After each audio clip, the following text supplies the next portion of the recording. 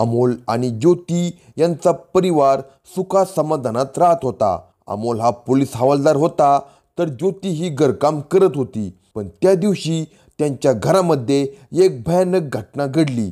आईनेच मुलाचा खून केला होता. नेमकं काय आहे हे प्रकरण या व्हिडिओमध्ये सविस्तर पाहू. जर चॅनेलवर नवीन असाल तर कलम 302 या मराठी चॅनेलला लगेच सबस्क्राईब करा. अमोल एक कर्तव्यनिष्ठ पोलीस हवालदार होता. त्याचं जीवन कधी सोपं नव्हतं, परंतु तो आपल्या कर्तव्यावर सदैव निष्ठावंत होता. त्याची बायको ज्योती आणि 3 वर्षाचा मुलगा सनी हेच त्याचं जग होतं. अमोलसाठी सनी म्हणजे त्याच्या जीवनाची ज्योत होती. प्रत्येक वेळी तो घरी यायचा तेव्हा सनीचा चेहरा त्याचा सगळा थकवा, चिंता दूर करत होता. परंतु जीवन कधीच इतकं सोपं नसतं.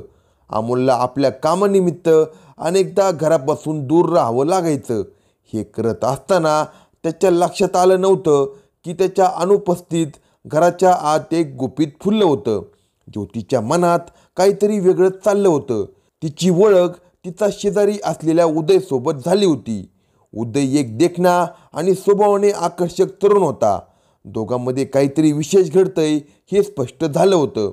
उदयचं व्यक्तिमत्व, त्याच्या बोलण्याची गोडी आणि त्याच्या स्वभावाने ज्योतीचं मन जिंकलं होतं. हळूहळू त्यांच्या नात्यातील जवळीक वाढली.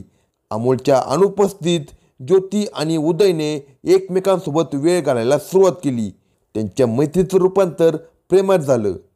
सनी, जो एक निरागस मुलगा, जगातलं काही समजण्याच्या वयात नव्हता, तो आपल्या घराच्या टेरेसवर खेळत होता. तो आपल्या छोट्याशा जगात मस्त असताना त्याने काहीतरी विचित्र पाहिलं. त्याच्या लहानशा डोळ्यांनी आपल्या आईला आणि उदयला कामक्रीडा करताना एकत्र पाहिलं होतं. ज्योती आणि उदय त्या क्षणी एकमेकांच्या इतके जवळ होते की सनीच्या निरागस मनाने ते कधीच पाहिलं नव्हतं. सनी जवळ येऊन निरागसपणे म्हणाला, आई, तू उदय दादासोबत काय करतेस? त्याच्या या प्रश्नाने ज्योती आणि उदय दचकले. त्यांनी सनीकडे पाहिलं आणि त्यांना समजलं की हे गुपित उघडलं गेलं आहे. ज्योतीच्या मनात भीती आली की सनीने हे नवऱ्या अमोलला सांगितलं तर आपलं सगळं जीवन उद्ध्वस्त होईल. तिने उदयकडे पाहिलं आणि उदय देखील घाबरलेला होता. उदयने सावध आवाजात विचारलं, सनी, तू काय पाहिलंस? सनीच्या चेहऱ्यावर निरागस हसू होतं. तो म्हणला, तुम्ही खेळत होतात ना? ज्योतीच्या मनात भीती आणि अपराधभाव आला होता. पण त्याच वेळी तिने एक भयानक निर्णय घेतला. ती सनीच्या जवळ गेली, त्याच्या डोक्यावर हात ठेवला आणि त्याला हळूच टेरेसच्या कडेला नेलं. त्या क्षणात तिने सनीला दूर ढकललं. सनीची भयभीत किंचाळी एका क्षणात शांत झाली.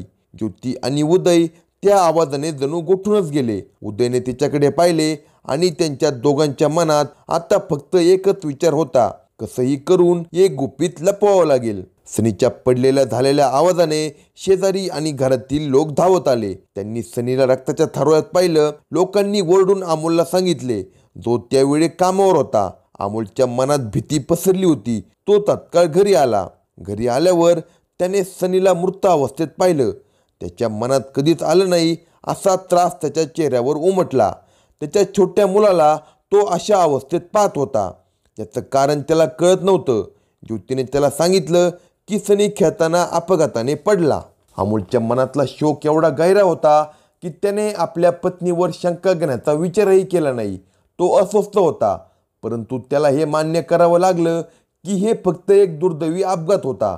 सनीच्या अंत्यसंस्कारावेळी त्याच्या डोळ्यात अश्रू होते आणि त्याच्या मनात फक्त एकच प्रश्न होता, माझं मूल असं एकटं कसं गेलं? पण अमोलच्या मनातलं दुःख त्याला शांत बसू देत नव्हतं.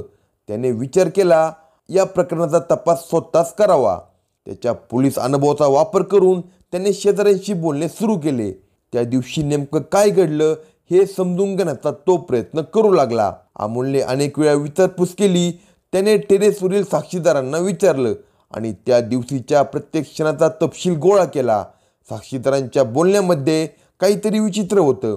त्याने एक शेजारी सांगताना ऐकलं की त्या दिवशीच्या आवाजामुळे ती टेरेसवर गेली होती आणि तिला सनीला कुणीतरी ढकलल्याचा संशय आला होता. अमोलने आपले सगळे संशय जोडून पाहिले आणि त्याच्या मनातलं चित्र स्पष्ट झालं. त्याला समजलं की सनीचा मृत्यू अपघात नसून एक खुनी प्लॅन होता. त्याला हे कळलं की त्याच्या पत्नीच्या जीवनात काहीतरी होतं, त्यामुळे सनीला आपले प्राण गमावे लागले. एके रात्री अमोलने ज्योतीला विचारलं त्या दिवशी टेरेसवर काय घडलं होतं. ज्योती घाबरून गेली, पण ती शांत राहण्याचा प्रयत्न करत होती. सनी अपघाताने पडला होता. अमोलला तिच्या शब्दामध्ये भीती आणि अस्वस्थता स्पष्ट जाणवली. त्याने तिच्या डोळ्यात बघून तिला प्रश्न विचारला, तू खरं बोलत आहेस का ज्योती? ज्योतीने आपल्या चेहऱ्यावरचा मुखवटा जपण्याचा प्रयत्न केला, पण ती तुटली.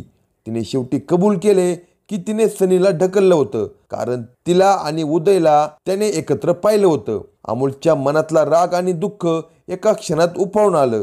त्याने आपल्या पत्नीच्या चेहऱ्यावर पाहिलं, ज्यावर तो इतके वर्ष विश्वास ठेवत होता. त्याने तिला पोलिसांच्या ताब्यात घेतलं, पण त्याचं मन कधी शांत झालं नाही. त्याच्या मुलाच्या मृत्यूचं कारण त्याची स्वतःची बायको होती हे त्याला मान्य करावं लागलं, पण त्या गोष्टीनं त्याचं मन पूर्णपणे उद्ध्वस्त झालं होतं. अमोलने ज्योती आणि उदयला कारागृहात पाठवलं, परंतु त्याच्या मनातील शांतता तुटली होती. त्याला नेहमीच आपल्या मुलाच्या मृत्यूची आठवण येत राहिली आणि त्याच्या मनात एकच विचार आला, मी त्याचं रक्षण करू शकलो नाही. सत्य उघडलं गेलं, पण त्याचं मूल्य फार मोठं होतं. अमोलने आपल्या कर्तृत्वाला निष्ठा दिली होती, परंतु आपल्या घरातील संकट त्याने ओळखले नाही. त्याने सनीच्या आठवणीमध्ये उर्वरित जीवन चालवलं आणि त्याच्या मनात एक विचार होता, सत्य कधी लपवता येत नाही. सत्य उघड होतं, पण त्याची किंमत मोठी मोजावी लागते. अशाच नवनवीन क्राईम स्टोरी ऐकण्यासाठी कलम 302 या मराठी चॅनेलला सबस्क्राईब करा आणि आपल्या प्रतिक्रिया कमेंट बॉक्समध्ये कळवा.